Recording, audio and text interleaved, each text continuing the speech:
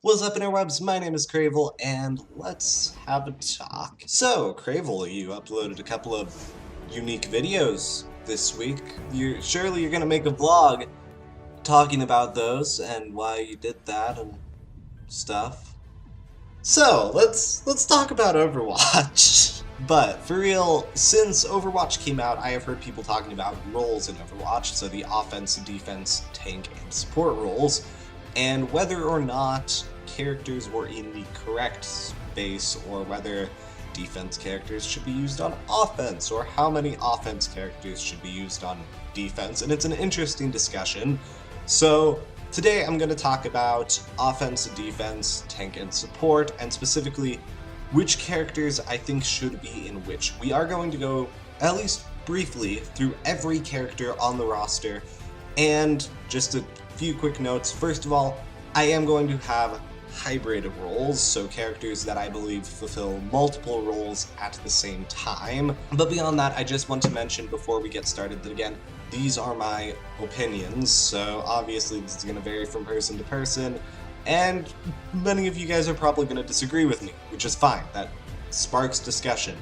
So, go ahead and tell me down in the comments what you think should be different from what I said, or what you might agree with. Anyways, let's go ahead and get started. So let's get some easy ones out of the way really quickly. First of all, Genji, Reaper, Tracer, these three characters, their entire kit is based around flanking. It is based around getting behind the enemy and taking out key characters. In Reaper's case, this usually means more tanks than anything else.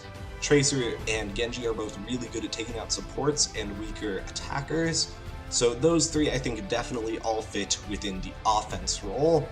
Pharah as well, her ability to get above the battlefield, get a vantage point, and then bombard it down, definitely works a lot better on attack. So I think that these characters all very much fit the offense bill, which is much more of damage and nothing else, mostly. So, next we have the defense characters, just to get another couple easy ones out of the way.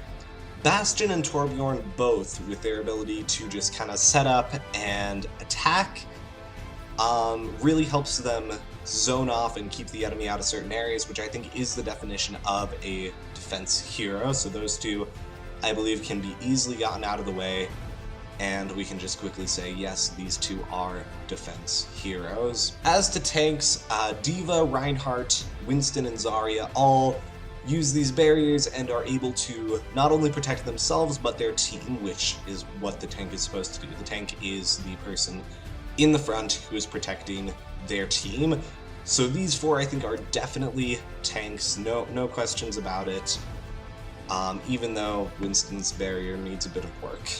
When we come to support, Ana, Lucio, and Mercy are the only three we're going to quickly write off, because I do want to touch on the other two.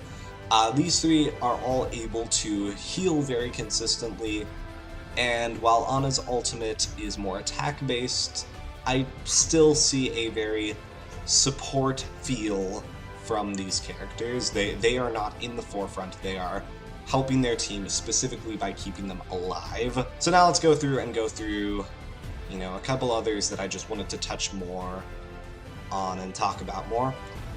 So first of all, we have McCree, and the big reason that I didn't just write him off is most attack characters are a lot more mobile, and McCree really isn't.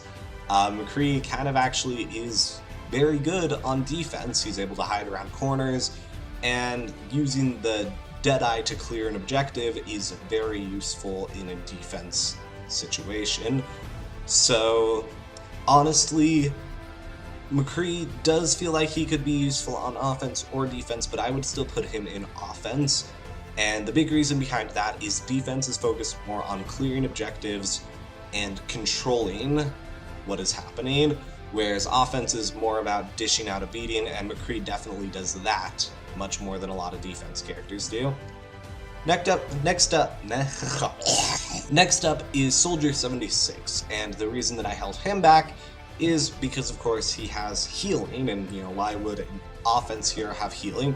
And much as this is able to heal multiple people, there's going to be several characters we're going to go over that have personal healing but are not support, and Honestly, Soldier's Barrier, yes, it can heal multiple people if your team's coordinated and all in the same spot, but it is mostly good for personal healing. And still, when you look at his ultimate, you look at how he operates, he is an offense character. He's able to get in there, dish out a beating, and get out. So, Soldier 76, still offense, no questions there. Sombra, and I had to think about this a bit, I am going to have to say Sombra is a hybrid support offense. And I'll tell you why, because a lot of these, Soldier does have area healing, and Sombra's hack is able to do that. So that kind of pushes her to the line, where we were at with Soldier, where it's almost there, but not quite. The big thing that pushes her over for me into a support offense would be her ultimate, which allows her, instead of like Tracer, Soldier, and Reaper's ultimate, where you're clearly trying to just get kills, Sombra's ultimate is based more around setting up kills, a lot like Ana's ultimate in support. So that would be why I would see her as a supporting offense character, and I think there would be a reasonable number of people that would agree with that. Next up in defense, having finished all the offense, we have Hanzo and Widowmaker, which I'm going to kind of lump together for this discussion. The thing with these two characters is that they dish out a beating, and kind of with defense, the big thing we were talking about here is defense's ability to clear objectives, to keep the area clean of enemies and control what's happening. And much as Hanzo and Widowmaker are able to dish out a beating, much like the offense heroes, very clearly they still clear, they do not destroy, they do not rush in. Hanzo's ultimate allows him to clear certain locations like an objective for capturing or for defending, And Widowmaker's ultimate even more so, you're able to keep track of the enemy, you're able to figure out where they're at and stop them. Junkrat, the biggest thing is his ultimate is more offense than defense, and he's able to dish out a beating.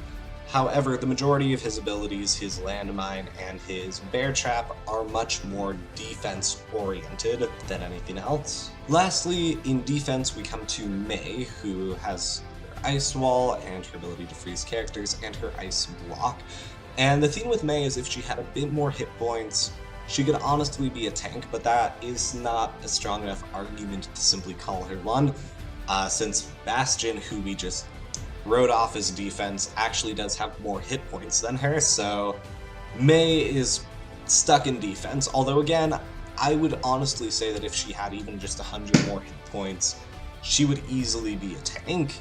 The ability to self-heal, the ability to block off enemies' attacks, defending not only herself but her team, and her ability to freeze the entire enemy team setting up for a kill, much like Reinhardt's Hammer Down and Azaria's Graviton Surge. Once we come to tanks, we just have one person to cover. We have Roadhog, and the only reason I held him back is that honestly, I would say Roadhog is an offense tank.